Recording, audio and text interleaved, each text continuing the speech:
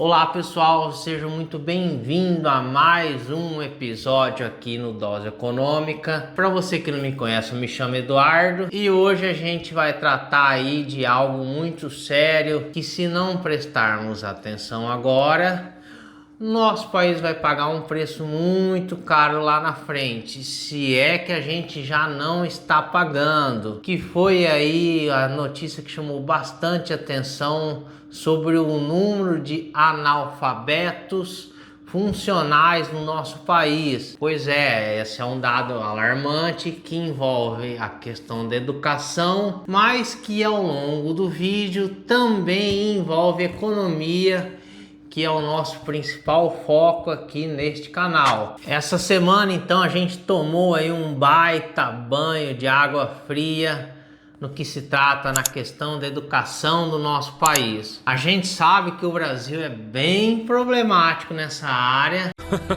É mesmo, é? Mas os dados que saíram nesse caso aí no último, de acordo com o INAF, que é o Indicador de Alfabetismo Funcional, de cada 10 brasileiros, 3 são analfabetos funcionais no intervalo de idade entre 15 a 64 anos. O que é considerado então como um analfabeto funcional, para com que o vídeo fique bem fácil de entender e que também te chame a atenção para esse problema. Quer dizer, uma pessoa que acaba lendo um parágrafo, mas não entende o que está sendo dito, não compreende assim instruções escritas, principalmente em contratos simples ou até mesmo em uso de remédios. Tem uma dificuldade com lógica de matemática simples, como calcular um desconto. Então, infelizmente, a porcentagem no nosso país é muito grande. É em torno ali de 29% da população nessa faixa etária que eu acabei de falar que tem essas dificuldades. E se a gente pegar aí um quadro geral da alfabetização do nosso país, a gente vê que o nível de proficiência do nosso país é muito baixo, que é só uma camada muito fina que a gente tem aqui no Brasil. Mas existe também uma outra informação nesse estudo que me chamou bastante atenção, até mais do que essa, vamos dizer assim, que é a questão do ensino superior no nosso país. Os dados mostram que em torno de 88% dos jovens que ingressam ou concluem uma graduação são considerados plenamente alfabetizados, mas apenas 6 em cada 10 alcançam um nível de alfabetização consolidada. Então, pessoal, na prática, de cada 10 alunos, 4 que estão no ensino superior ou já formaram não domina aí algumas habilidades básicas, que é na questão da matemática ou a leitura e a escrita. Então é realmente no ensino superior que as fragilidades desaguam. Mas da onde que vem então a nascente dessas fragilidades? E a resposta disso é na primeira infância. Infelizmente, o Brasil, ele é um país que investe muito pouco nessa etapa da vida nas crianças do nosso país, já que a gente tem uma pirâmide invertida das prioridades de alocação de recursos no que envolve aí na questão da educação das pessoas. Os recursos deveriam ser mais investidos na primeira infância, e no Brasil é o contrário. A maior parte dos recursos da educação do nosso país são investidos no ensino superior. O que acontece? O camarada vai lá, faz o vestibular, na hora que começa a apertar a coisa ali, ele começa a sentir grandes dificuldades por conta da base fraca que ele carrega desde lá da primeira infância. Mas, Eduardo, existe algum estudo que mostra isso, que na primeira infância ali que realmente é o problema não só do Brasil, mas é uma questão que tem um estudo bem estruturado por trás de tudo isso? E a resposta para isso é sim. Portanto, eu te faço um convite agora a conhecer um cara chamado James Heckman, que é um economista que aborda essa questão da primeira infância. Quanto mais habilidade uma criança desenvolve desde cedo, naquela idade, entre os 0 aos 7 anos, mais fácil vai ser o aprendizado dela ao longo da vida. Só que essa questão da primeira infância precisa ser dito também que não envolve só a questão da criança, envolve também a família, pois de acordo com a própria neurociência que o James teve em contato com seus estudos, já que ele é um economista, né? Ele não é um neurocientista.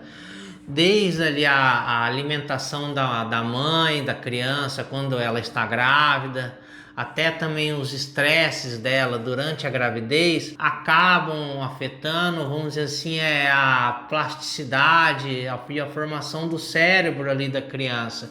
Então isso tem um impacto no aprendizado depois que esse bebê nasce e ele se torna adulto ao longo da vida. Então isso tem grande impacto sim no aprendizado do ser humano e que por si só, economicamente, tem a ver com a produtividade. Então vocês veem que essa questão da educação e a preocupação com as crianças e a formação delas tem a ver também com economia. Então nos próprios estudos do James, ele fala na questão das habilidades cognitivas e não cognitivas. As habilidades cognitivas sim são importantes, que envolvem essa questão do QI, da leitura, de aprender uma habilidade matemática, da fala, mas as habilidades não cognitivas também são importantes, e em muitos casos até mais importantes do que as cognitivas, só que infelizmente elas acabam sendo deixadas de lado.